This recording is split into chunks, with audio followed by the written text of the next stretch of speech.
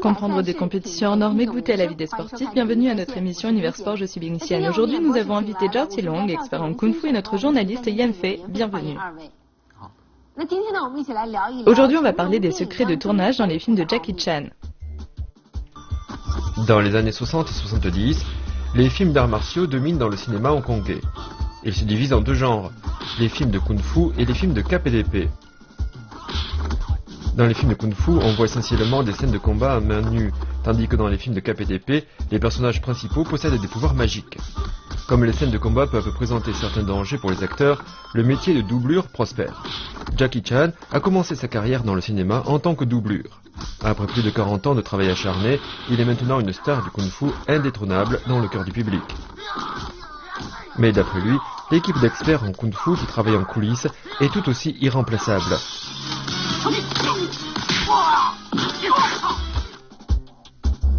Dans cette vidéo, Jackie Chan va faire avec ses experts une démonstration d'une technique traditionnelle, la saisie d'armes à main nue. Chaque scène de combat doit être pensée à l'avance. Puis il faut décomposer tout le mouvement. En plus de maîtriser le sabre, tous ceux qui participent au combat doivent respecter un timing très précis et savoir coopérer efficacement avec leurs partenaires. Quand on parle de Jackie Chan, on pense à son équipe de cascadeurs. Qui la compose? Est-ce que ce sont des experts en Kung Fu? L'équipe de cascadeurs de Jackie Chan est principalement composée d'artistes martiaux qui ont une très grande expérience dans le milieu du cinéma. Ils ont tous suivi des formations pour jouer et faire des cascades. Parmi eux, il y a aussi des maîtres du Kung Fu. Il y a par exemple Kenneth Lo Wai Kwong, un maître du Muay Thai. Il a joué dans de nombreux films de Jackie Chan. Thaïlandais d'origine chinoise, il est très connu dans le milieu de la boxe thaï.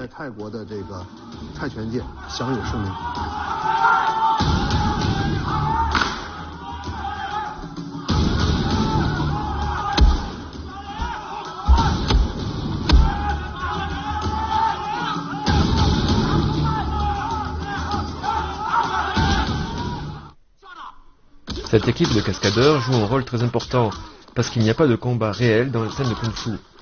Au cinéma ou à la télévision, les acteurs jouent devant les caméras. Si les deux acteurs se comprennent sans mot dire, cela contribue grandement à l'efficacité de leur coopération et renforce l'effet scénique. L'équipe de cascadeurs de Jackie Chan a un véritable savoir-faire pour concevoir des scènes d'action où un personnage se bat seul contre tous. Avant, peu importait le nombre d'adversaires qui t'encerclaient, car en réalité, tu ne te battais que contre un seul à la fois. Regardez, pendant qu'on se bat tous les deux, ces trois autres derrière vont et viennent. Quand j'envoie au tapis un ennemi, un autre vient prendre sa place. Les deux autres derrière continuent leur va-et-vient. J'élimine le deuxième, puis on répète l'opération avec un autre. Et ainsi de suite. Ce n'était pas réaliste. Voici l'extrait d'un film qui date du début de la carrière de Jackie Chan. On voit effectivement que les acteurs à l'arrière-plan n'ont pas un comportement naturel. C'est parce que les réalisateurs ou les chorégraphes de combat ne savaient pas comment mettre en scène un combat impliquant 4 ou 10 personnes. Les films de Kung Fu traditionnels avaient un point faible. On n'y faisait pas un plein usage des techniques de prise de vue et de montage. Avec Jackie Chan, cela a changé du tout au tout. Dans le premier plan, on voit au moins 4 personnes se battre. Puis elles se dispersent. On change alors d'angle et on demande à ceux qui ne sont plus dans le champ de s'écarter pour éviter qu'ils ne fassent ces va-et-vient. Il faut au minimum un coup de pied et un coup de poing simultanés. Celui-ci me donne un coup de pied et moi je donne un coup à celui-là. Il recommence, j'esquive et je suis déjà ici. Je préfère écarter les 3 autres du champ pour qu'il n'y reste que nous 2. Comme ça, le public ne voit personne bouger derrière. Bien, après le coup de poing, un autre s'approche. On utilise ainsi ces prises de vue pour que le public pense que je me bats sans cesse contre 4 adversaires. Jackie Chan fait un plein usage des techniques de cadrage et de montage pour créer des scènes d'action à couper le souffle. Dans ces scènes de combat intenses, il est primordial que les acteurs communiquent bien entre eux.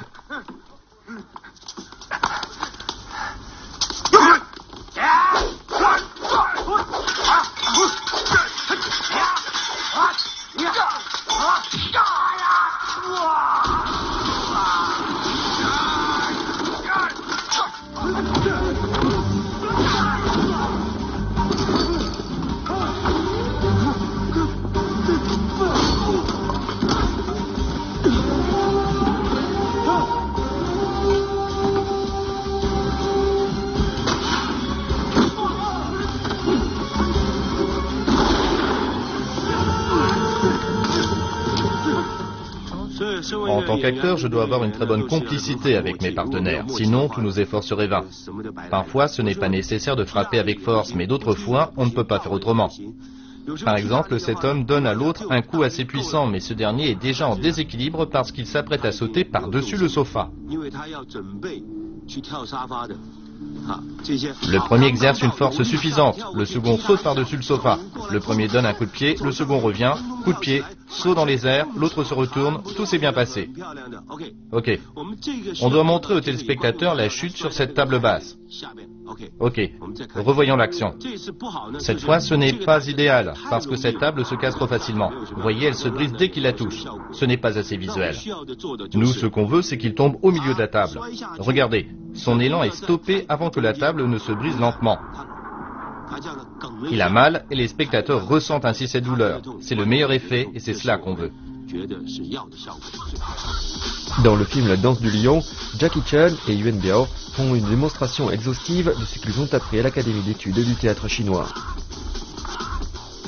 Les acteurs de l'Opéra de Pékin sont connus pour leur maniement spectaculaire de toutes sortes d'armes sur scène. Jackie Chan a intégré ces éléments de l'Opéra de Pékin dans les films de kung-fu.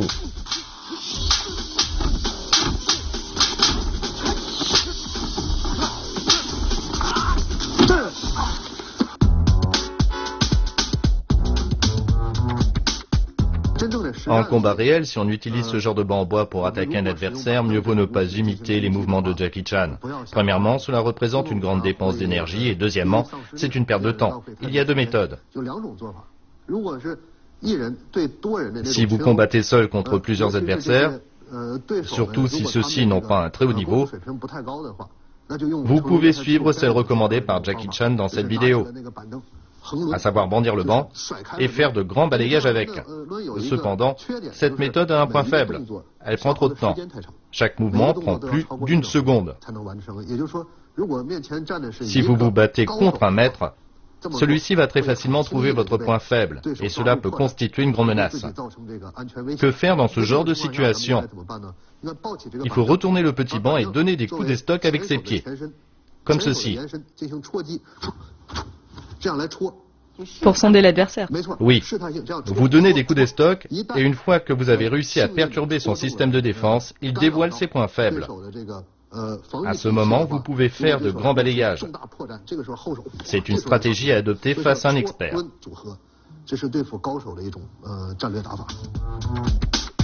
Voici une table ordinaire qui, étonnamment, devient la scène des acrobaties de Jackie Chan.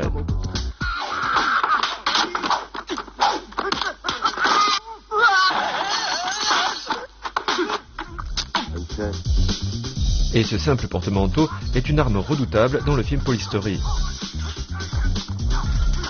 Dans Le Marin des mers de Chine, le vélo occupe une place centrale dans des scènes spectaculaires.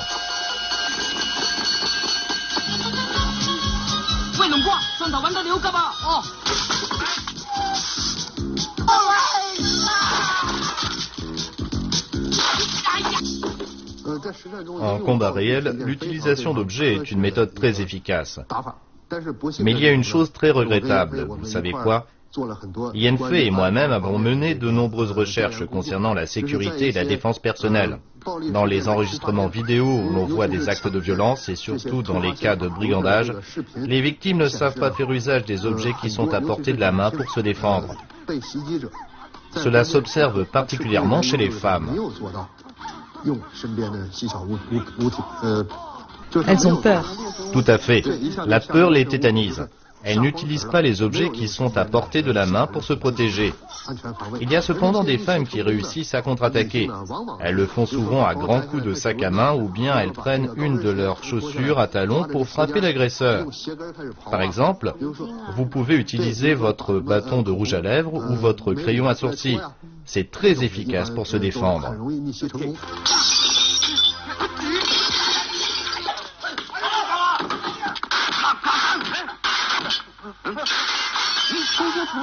On dit que Jackie Chan n'a pas recours aux effets spéciaux dans ses films, mais je pense que le public est très exigeant. Est-ce que ces films réalisés sans trucage peuvent satisfaire les attentes du public? Par exemple, pour escalader un mur élevé dans les films de kung-fu de la même époque, on s'aidait d'un câble métallique auquel on était attaché pour faire de belles figures en l'air et passer au-dessus de ce mur. C'était un trucage évident. Ouais, tout le monde peut voir qu'il s'agit d'un trucage. Jackie Chan, quant à lui, va trouver un appui sur un pied droit, un rebord de fenêtre et même un pot de fleurs pour grimper le mur. En 3 ou 4 mouvements successifs, il franchit allègrement l'obstacle. Cela répond non seulement aux attentes du public, mais cela sert aussi de référence à nos amis qui pratiquent les arts martiaux ou le parcours. Pour ma part, je préfère tourner des choses réalistes auxquelles le public peut croire. Si on me poursuit et qu'il n'y a pas d'issue, je regarde en haut pour faire comprendre aux spectateurs que je vais grimper. Je regarde des deux côtés, je touche les murs et c'est ok, je peux grimper. Premièrement, je dois évidemment vérifier si c'est stable. Oh, je ne peux pas prendre appui sur ça. Bien, c'est une impasse. Vite, je monte. Je continue à monter jusqu'en haut et j'attends les ennemis. Comme ça, c'est évidemment plus réaliste, n'est-ce pas?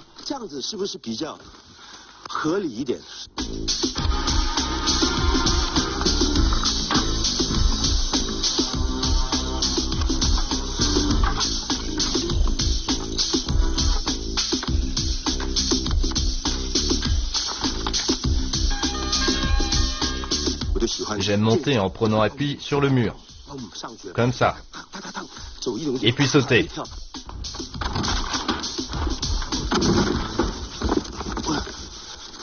Cela demande beaucoup de technique. C'est ça, le vrai kung-fu. Pour Jackie Chan, la seule clé du succès est la persévérance. Les acteurs de films de kung-fu s'entraînent autant que les sportifs professionnels. En plus de longs exercices physiques, il y a aussi la préparation technique.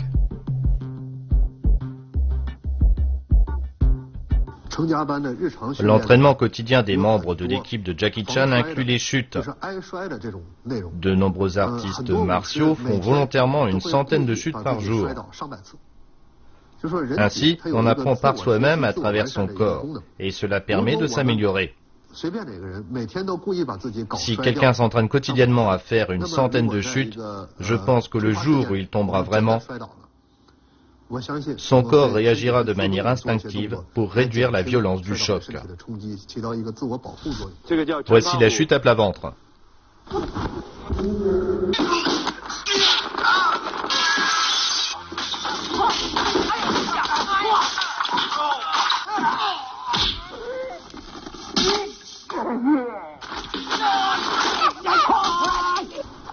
Voici la chute à plat ventre avec salto arrière.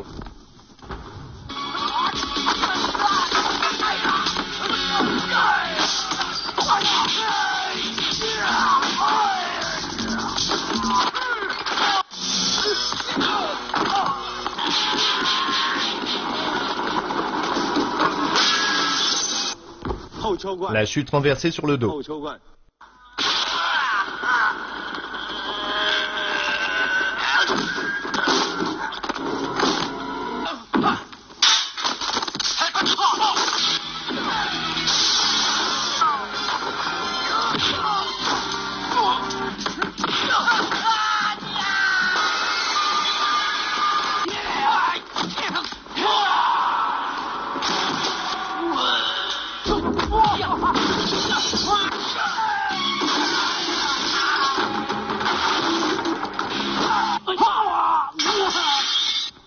La chute brillée.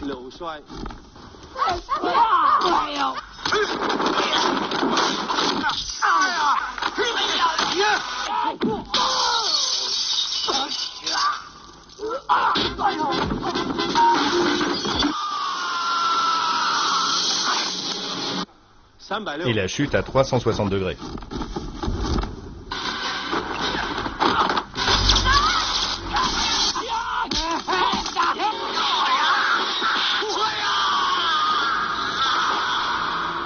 Je peux tout faire dans mes films, mais vous ne pouvez en aucun cas chercher à m'imiter.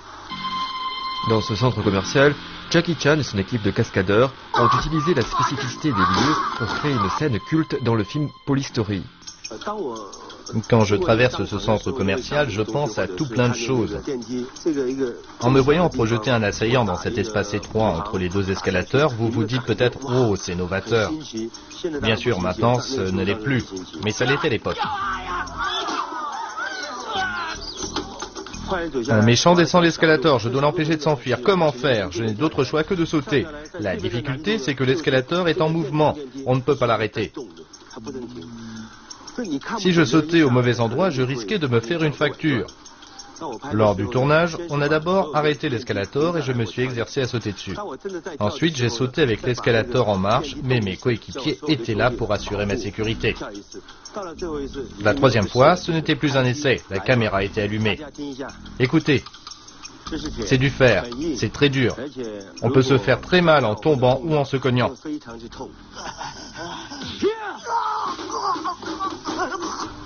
Il devait faire une chute avec un salto arrière. Mais c'était très difficile pour lui d'éviter de se blesser. On a donc couvert son corps d'éponge et on a mis des barres de fer dans son pantalon.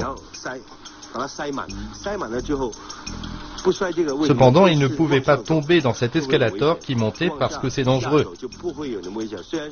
Il y avait moins de danger avec celui qui descendait. Donc, quand je lui donne un coup de pied, il tombe en arrière et fait 3 rebonds. Bien sûr, ça fait très mal, mais ça a surpris le public qui s'exclamait avec des « wow ». Il y a un détail très important lors de la chute dans l'escalator. Celui-ci doit descendre plutôt que monter. Pourquoi? Prenez ce stylo par exemple. S'il tombe sur un escalator qui monte, voilà ce que ça fait. C'est une force bidirectionnelle. Oui, la force bidirectionnelle peut produire un choc encore plus important à la surface du corps en mouvement. Mais si la personne tombe sur un escalator qui descend, le choc est atténué. C'est amorti. Exact. Le choc à la surface du corps en chute libre est amorti. Ça veut dire que la force de pénétration et de destruction de l'escalator qui monte est doublée pour la personne qui tombe dessus. L'escalator qui descend, lui, peut amortir l'impact et atténuer au maximum les risques de blessure. Expert en kung-fu, Jackie Chan doit non seulement faire de belles chutes en utilisant habilement des accessoires, mais surtout repousser les ennemis dans des combats spectaculaires. Que fait donc Jackie Chan pour que ses films soient aussi inimitables? Regardez, c'est un tabouret comme j'en utilise dans mes combats. Je veux qu'il se brise en 1000 morceaux quand un méchant lui donne un coup de pied. Ils me font donc un tabouret spécial. J'ai un truc, j'utilise du fil de pêche. Ça, c'est le genre de tabouret qu'on utilise pour se battre. Mais quand on ne se bat pas et qu'on veut créer un effet visuel, on utilise un tabouret comme celui-ci. De loin, on ne remarque rien, n'est-ce pas? Je veux un effet immédiat.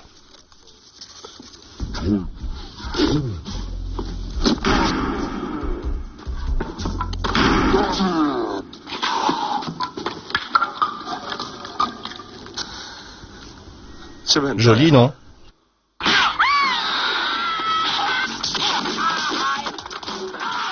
Les films ne servent pas seulement à pulvériser les tabourets. On l'utilise aussi pour donner l'impression que les chutes sont plus violentes.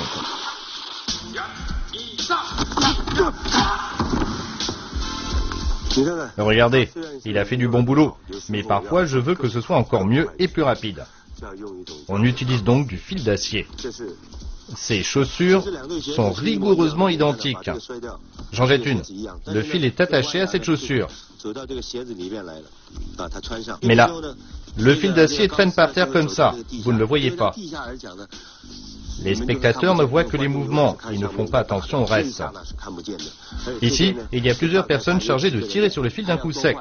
Grâce à ce procédé, la vitesse peut être doublée. On a besoin de combien de personnes? 1 pour aller moins vite et 3 pour aller très vite. Généralement, 2 suffisent. Il met son pied sur le fil pour éviter qu'il sautille et qu'on ne le voie. Ok, on fait un nouvel essai. Ça va aller encore plus vite.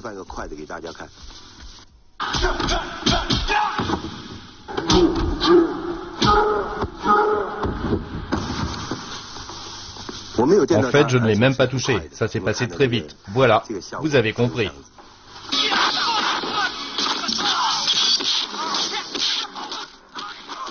C'est ce travail minutieux et acharné qui permet de produire des chefs-d'œuvre. Pour une scène qui ne dure que quelques secondes à l'écran, Jackie Chan s'investit totalement dans tous les aspects, car il cherche avant tout à donner le meilleur à son public.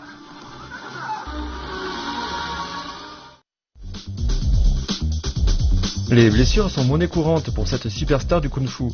Jackie Chan nous a confié qu'aucune partie de son corps n'avait été épargnée. Malgré cela, lui et son équipe font le maximum pour assurer sa sécurité grâce à un grand travail de réflexion au niveau de la préparation des scènes. Pour cela, ils puisent dans leur longue expérience. Sans cela, il n'aurait pas été possible pour lui de se hisser au rang de légende du monde du kung-fu à l'issue de ses 40 années de travail acharné. Le verre est un matériau fréquemment utilisé dans les films de Jackie Chan. La plupart du temps, il s'agit de vrais verres. Chaque fois qu'il se brise, cela produit un effet visuel et sonore saisissant.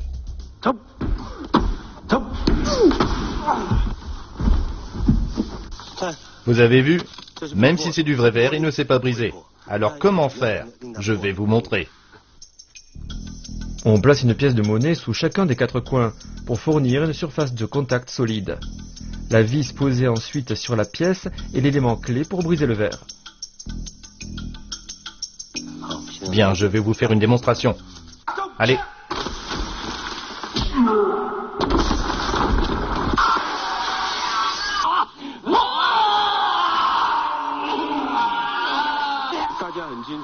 Tout le monde se souvient que j'ai beaucoup utilisé le verre dans le film Police Story. J'ai eu recours à du vrai et à du faux. Il y a les fausses bouteilles en verre qui sont beaucoup plus chères que les vraies. Les vraies, on aurait pu les récupérer dans la rue. N'allez pas croire que les fausses ne font pas mal. C'est dur. Essayez pour voir.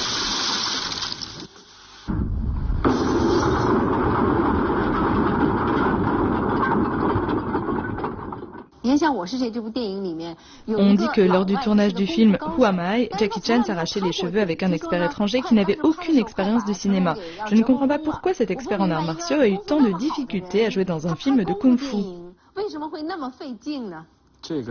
On le comprend de par notre expérience. En faisant la série Expérience du vrai kung-fu, j'ai trouvé que beaucoup de formes de kung-fu étaient efficaces et destructrices, mais que les mouvements n'étaient pas jolis. On peut montrer cela dans un documentaire, mais on ne peut pas montrer des mouvements inesthétiques au cinéma. Je comprends tout à fait cette difficulté.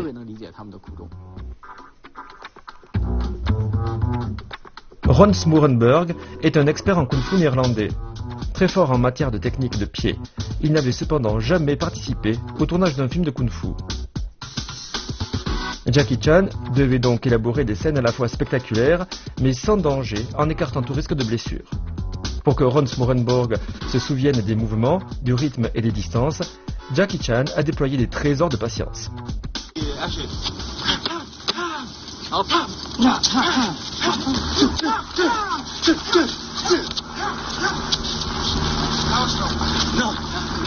Dans les scènes de combat, le rythme est essentiel. C'est comme en musique.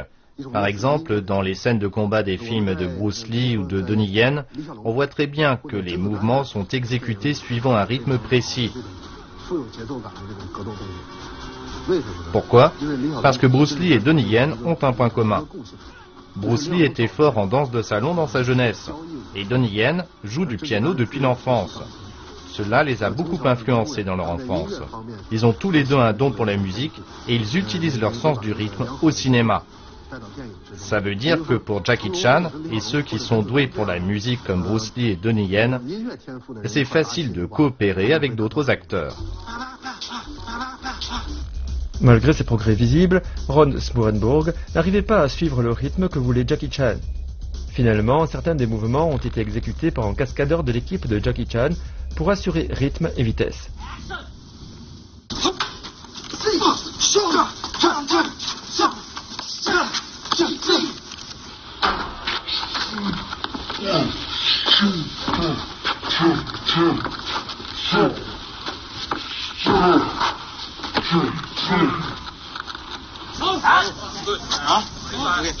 Cette scène est jouée par Ron Smorenburg et sa doublure. Ron Smorenburg donne un coup de pied et recule immédiatement. Sa doublure termine le reste de la scène de combat. Parfois, les mouvements exigés dépassent les capacités physiques humaines. Dans ce cas, ils ont recours à des procédés pour résoudre le problème. En plus des coups de pied rapides de la doublure, on ajoute une fausse jambe.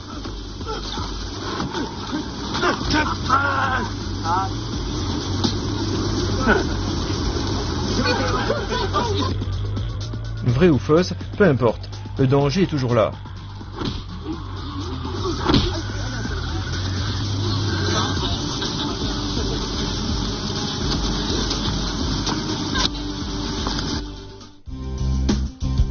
Le comique peut aussi faire éruption. Alors qu'il manie la jambe artificielle, la chaussure s'envole et tombe dans la rue.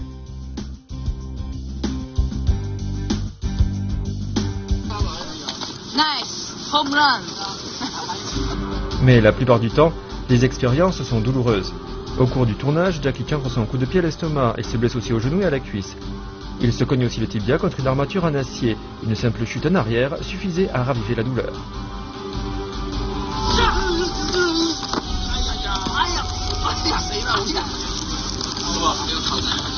Bien sûr, on ne voit pas tout cela quand on regarde un film, mais c'est la preuve tangible de la créativité et des efforts de l'équipe de cascadeurs de Jackie Chan. Jackie Chan a déjà plus de 60 ans, mais est toujours très actif sur les écrans. Malgré le recours de plus en plus fréquent aux effets spéciaux générés par ordinateur, il est toujours aussi fringant. Comprendre des compétitions hors normes et goûter à la vie des sportifs, n'oubliez pas notre rendez-vous la semaine prochaine. Au revoir.